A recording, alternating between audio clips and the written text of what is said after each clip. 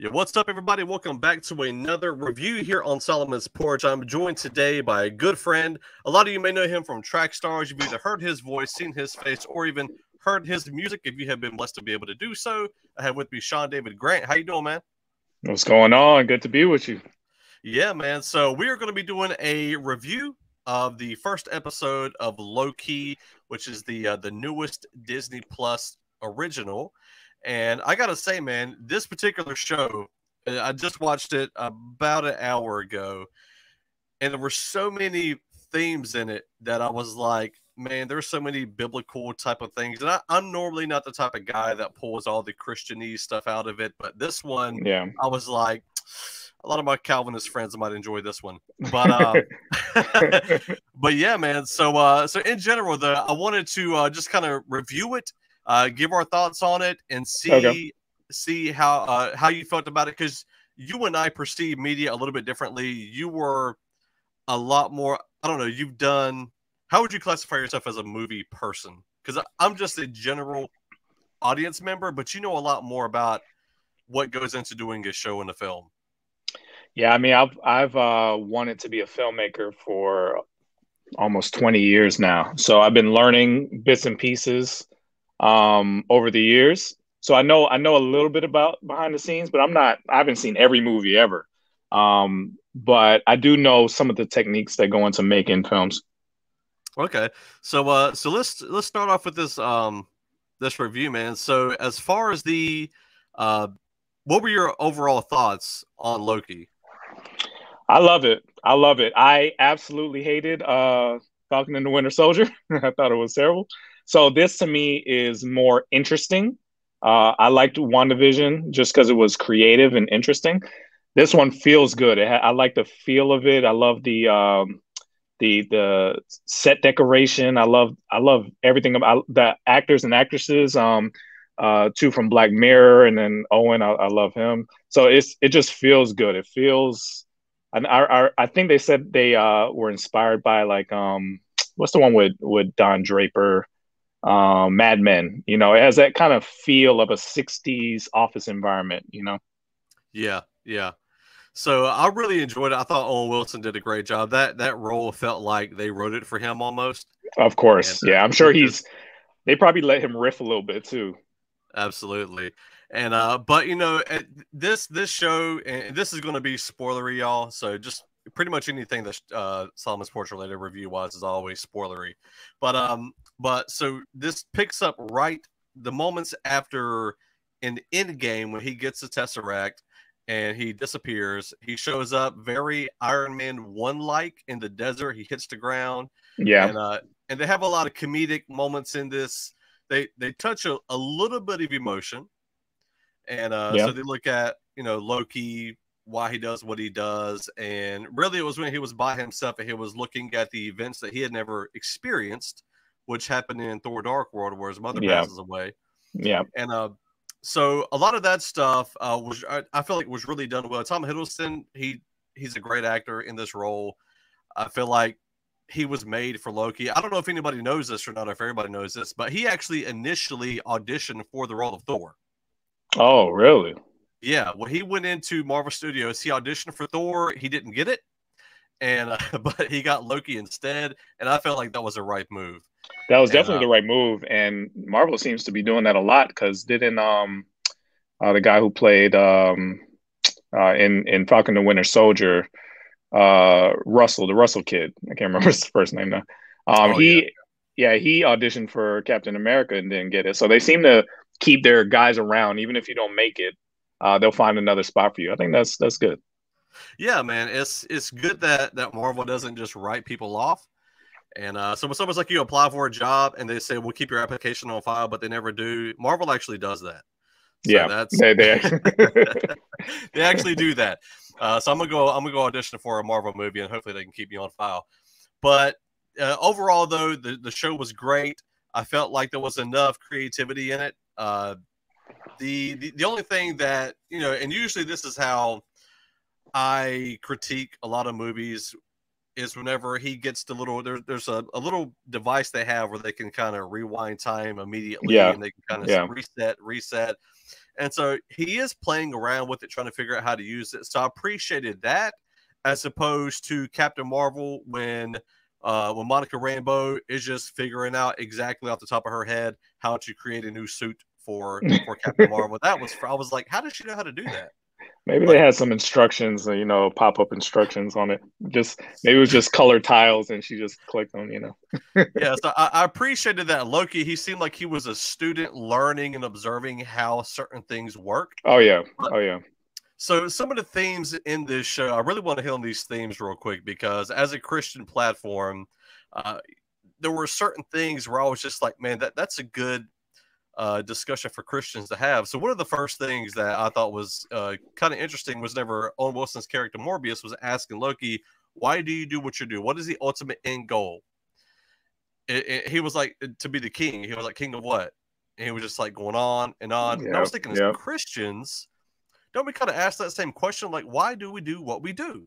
Absolutely. Absolutely. Did that hit you in any way? So many things hit me. I don't want to get ahead of you, but like literally, this is talking about predestination, talking about purpose. Like there's so many things that hit on what we deal with as Christians that I almost felt like we could have written this movie, because these are things that Christians debate about all the time, and half of us believe one thing about it, half of us believe another. So this is a great show if you want to just start conversations about God. Absolutely. So one of the things in the Christian worldview is the idea of what Sean had just mentioned, predestination. There's the either God's in control of everything, or we have completely autonomous free will, and then there's some that's in between there. And so that was one of the things in this show, that it was like the timekeepers have established this timeline to keep chaos from happening, and if things don't go right, then they fix it. Yep. And I think that is kind of a general Christian appeal to life, is that God has a plan for our lives. Yeah. The only difference is I think, and obviously there's different thoughts of what we call Calvinism, the followers of John Calvin and Reformed theology, is that everything that happens on earth, or just in general, is all preordained by God. And then others believe that maybe some things are preordained by God, but if we go off the path, and God can work all things together, Romans 8:28, that type of ordeal. They believe in a multiverse, like several paths, branches. He knows all the paths, and he can rearrange them to get you back where you need to be, type thing. Yeah, and so that's more, if you were to put a biblical theology or Christian theology to this show, that would be more of that. And but the whole idea is that there was a plan put in motion, and somebody varied from that variant, which is Loki's considered a variant in this, and then they have to come in and try to fix it. But there were a couple things. As one, Christian-wise, I was thinking, what is my reason for being? Why am I here? What is my ultimate purpose? It was kind of going back to Morbius asking Loki, what is it that you truly want? Yes. And Loki wants to be in control. So that kind of gave us a look at Lucifer in heaven when he wanted to usurp the throne. He wanted to be kind of in control. And they painted Loki as the devil in this show. Yeah, yeah. And even, so again, spoilers, they have this person that's coming in and changing all these things. Like, they're causing all these disruptions in the timeline. And in one scene in a church, they ask this little girl who did this. They pointed out this picture of what looked like a satanic-looking being. Like Mephisto. Then we find out, we find out at the end of the show that Loki's the one that's causing all this stuff, that he's the one doing all this stuff. Yeah. So there's a very biblical theme there. And then also, the interesting thing is there's 3 timekeepers. Yes. So if you are familiar Trinity. with Christian, with Christian theology at all, we have the Trinity, the Father, the Son, the Holy Spirit, and they dictate things. They're the ones that are writing the plan for all of existence. Do you feel like this was purposely done, Sean? Absolutely. I think they were inspired, of course, by the biblical story. The TVA are obviously angels, and the Trinity in the Timekeepers and Loki and the devil. Like this is all to me just biblical allegory. Yeah, I agree, and I think a lot, and obviously a lot of different religious themes follow the biblical themes. There's a lot of stories out there and other religious views that kind of mimic and imitate. But another thing that I heard a while back is that when you look at Loki by the end of episode 1, he's like the greatest power of all is the time variance authority. So I want to be like them. So I want to be part of the greatest control of all, which obviously shows, when Christians when we want to be in control, that's a very evilish act. Like this show would be great for a young adults or even teenage kids Sunday school class thing. And Yeah. but one of the things, the themes that I heard was that what they're trying to do, and this I could be wrong, and this could be misconstrued by the person who said this, was that Loki and time variance are the same thing, and that, or they want the same thing, and that really the time variance is the actual villain of the show. So like Scarlet Witch was kind of like the villain of WandaVision. They're painting the time variance authority as kind of this this villain of everybody because it's their way or the highway. Yes, I think they're probably, the way you said that makes me think that they're probably going to set up what are they, Time Lords? What I'm mixing Doctor Who into the Timekeepers as villains. That predestination and not having free will is bad, and almost a commentary on Christianity to say that those guys, they seem like they're good guys, but they're really evil. So it's a comment on God saying God doesn't have control over me, and their effort to control the timeline is actually an evil act, not a just act. Exactly. That's my guess on where they're going. And I'm not a comic guy. I don't know any of the comics. All I know is Spider-Man. That's as far as my comic lore goes. This is just me observing the movies and kind of how movies work and how they're setting up. There's some obvious setups in this classic movie stuff where they're gonna make the time variance authority the bad guys in the end, and maybe Mobius will have to choose his allegiance. That's kind of what I'm seeing as a setup. Yeah, it's kind of that classic situation. Again, we just saw it in WandaVision in a way, and we kind of see that theme kind of spilling over into a lot of areas. But it is that thing where who are you to tell me what I can and can't do? Yeah, and so I don't think it's going to end at a point where it's like, hey, the time, the Lord, I forgot the timekeepers. Know best. They know best. They know best based on the story that they wrote or the timeline that they created. They know past, present, future. Just like Yahweh of the Bible. Yeah. And so I feel like this is really one of those shows that hit on a lot of biblical themes, and at the same time, it might make people even question biblical themes. I mean, especially that's the point. The Calvinist view is that, or the overall Calvinist view is God has a plan that he established, and he is going to make sure all of his plan is it happens. Yes. And so, and this is the question. Well, hold on, wait, because there was even a part in the show, and I'm sure you caught it, Sean. Whenever Loki they were showing the DB Cooper thing. Yeah. And he was like, oh, so they thought that was acceptable or something like that. And he was like, no, not exactly. Did you catch that? When he was telling the story of why he did it with Thor and Odin. Well, it was the part where he was on the plane and he said he had a bomb. Well, right after that, it was like a bad thing that he did. Yeah. And just in general, the bad things that he did, because he said, the timekeeper is always there to see everything that you do, just like Yahweh, the Holy Spirit. And he was like, so they approve of XYZ. He said, well, no, not really. It's kind of it's kind of confusing or something like that. Yeah. Because the whole setup is you guys are here to prevent meddling with things like that. Why did you let me do that? If that is that allowed, So this whole idea of if me picking up the Tesseract is such this bad thing that's going to get me destroyed, why aren't the Avengers getting destroyed? Why wasn't I destroyed back then? Why are you allowing this and not that? I think that's a question that most people have. I think what it comes down to is this show is trying to question the authority of God, same way the devil did. Yeah. Christians are asked to accept the authority of God, and that's the big battle that we have here. Is do you want to be the God of your own life? Do you want to be Loki? Or are you the way they paint them as just cronies in the time variance authority that just follow what the three guys in space say? They're painting that as a bad thing. And I think that's the whole point of this.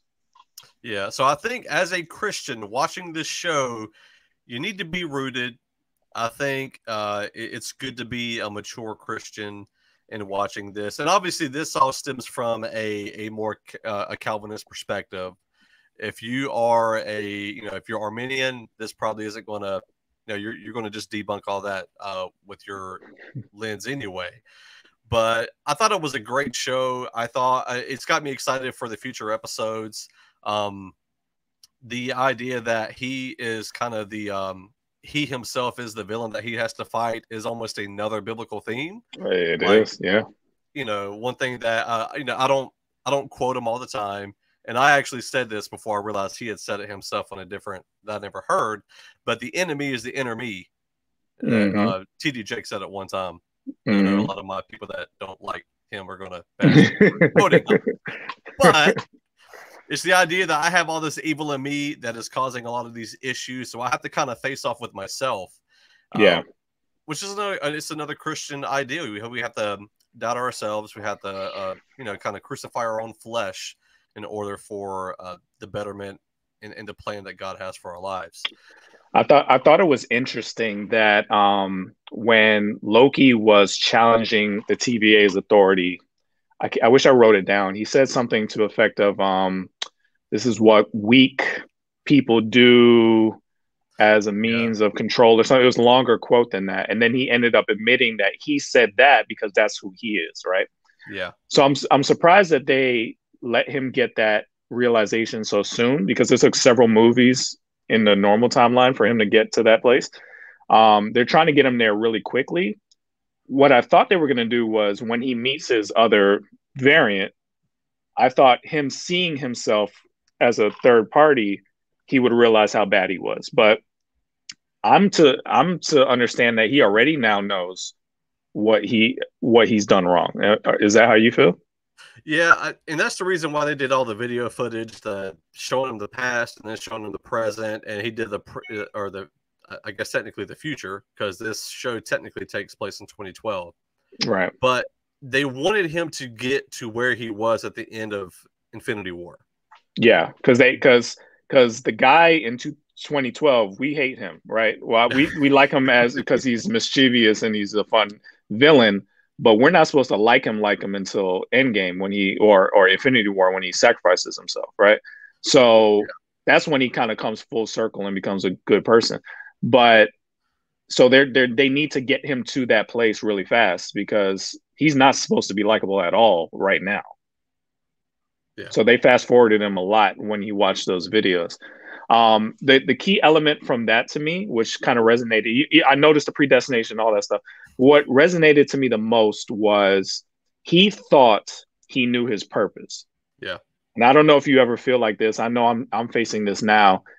When you think you know what God wants you to do or what you're destined to do, and then you see like what actually happens to you, or you start to realize that what you thought was supposed to happen is not happening, that is like an existential crisis where you realize, so what was I doing all this time? He thought he was supposed to be the ruler of Midgard, of Earth, right?